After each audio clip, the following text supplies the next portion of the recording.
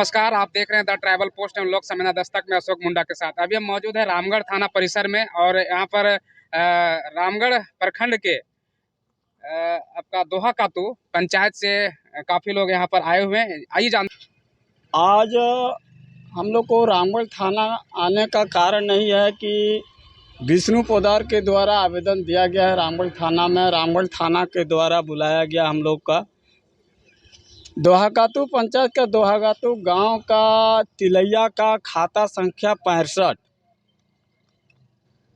में नानू गंजू ओल्ड देवचंद गंजू के नाम से सर्वे खतियानी दर्ज है, जिसका खाता संख्या 65, प्लॉट संख्या 1211, कुल रकबा 1 एकड़ 75 डिसमिल, खाता संख्या 62 का प्लॉट संख्या 1210, कुल रकबा 1 एकड़ 60 डिसमिल, कुल मिलाकर के 3 एकड़ 35 डिसमिल की रकबा पर रामगढ़ के भूमाफिया के द्वारा ज़मीन को धड़ल्ले से खरीद बिक्री किया जा रहा है। और वो ज़मीन हम लोगों को पूर्वजों के द्वारा पूर्व में भी सुरक्षित था, आज भी सुरक्षित है, और उसी ज़मीन से खेती बाड़ी करके हम लोग अपने परिवार में भरण पोषण करते आ रहे हैं। आज हम लोग को बाध्यता यह हो रहा है कि ये जुल्म ना जुल्म सहा जा सकता है, ये हम लोगों के ऊपर जुल्म किया जा रहा है। जो आज हम लोगों को रामगढ़ थाना के द्वारा बुलाया गया था, जिसके चलते हम लोग पहुँचे और हम लोग न्याय के शरण में हैं। हम लोगों को कहाँ तक न्याय मिलता है ये देखने की बात है। आज बात आया कि इस पर 144 का सिफारिश किया जा सकता है और आगे 1/3/1963 ईस्वी में मोसामत प्यारी देवी उस ज़मीन को खरीद बिक्री किया था, जो गंजू के द्वारा उस पट्टा को रद्द कराया गया। पुनः प्यारी देवी 1996 में 144 का केस बना करके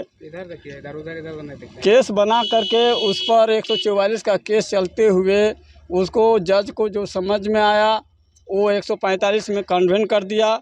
आगे है कि 2001-2005 में द्वितीय पक्ष को गंजू को द्वितीय पक्ष की तरफ से डिग्री दिया गया।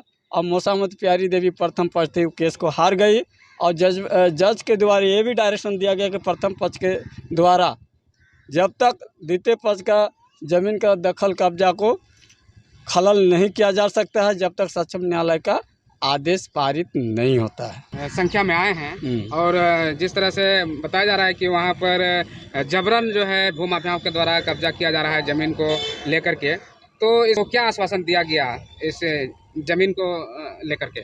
थाना प्रभारी के द्वारा ये बात कहा जा रहा है कि विष्णु पोद्दार खरीदा हुआ है, उसके हिसाब से उसका मोटेशन हुआ है।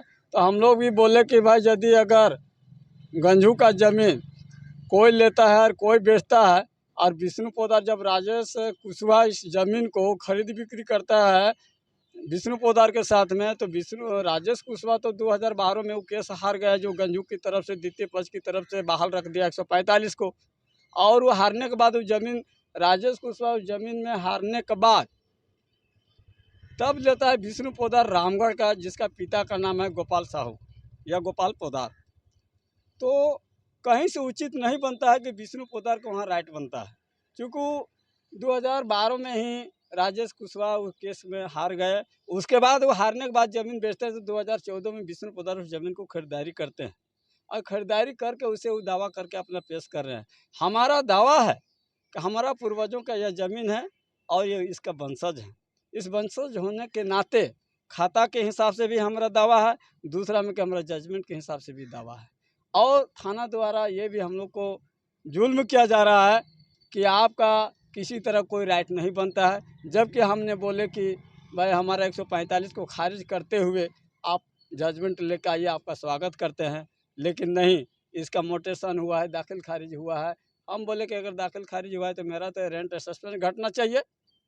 अगर थाना के द्वारा कानूनी कार्रवाई नहीं की जाती है तो इस पर आगे आप लोग क्या पहल करेंगे? आगे हम लोग फिर न्याय का शरण में जाने से हम लोग मजबूर हो जाएंगे।